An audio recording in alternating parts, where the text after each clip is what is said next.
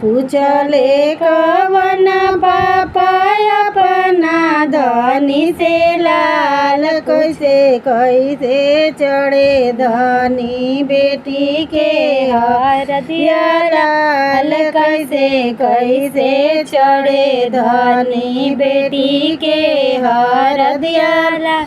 आमा पलो दुबिया से कलसा छुआ के लाल, आमा पलो दुबिया से कलसा छुआ के लाल, ओइसे ओइसे चढ़े प्रभु बेटी के हरदिया लाल, ओइसे ओइसे चढ़े प्रभु बेटी के हरदिया लाल। पूछले कवन चाचा अपना धनी से लाल, कैसे कैसे चढ़े धनी बेटी के हरदिया लाल, कैसे कैसे चढ़े धनी बेटी के हरदिया। आमा पलो ढकनी मेरा खल हरदिया लाल, आमा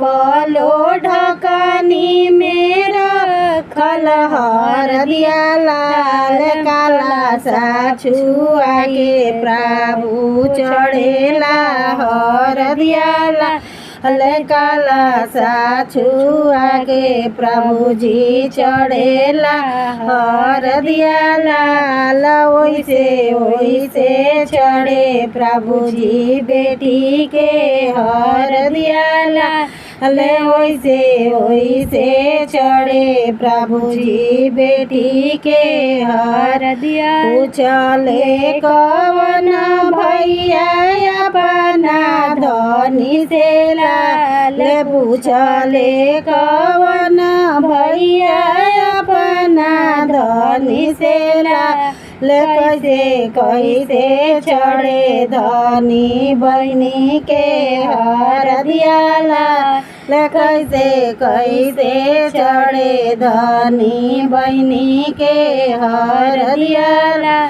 आमा पलो दुबिया से कलसा छुआ के लाल, आमा पलो दुबिया से कलसा छुआ के लाल, ओइसे ओइसे चढ़े प्रभु बहनी के हरदिया लाल, ओइसे ओइसे चढ़े प्रभु बहनी के हरदिया। पूछले कवन जीजा दीदी से बात लाल, कैसे कैसे चढ़े धनी साली के हरदिया लाल, कैसे कैसे चढ़े धनी साली के हरदिया लाल।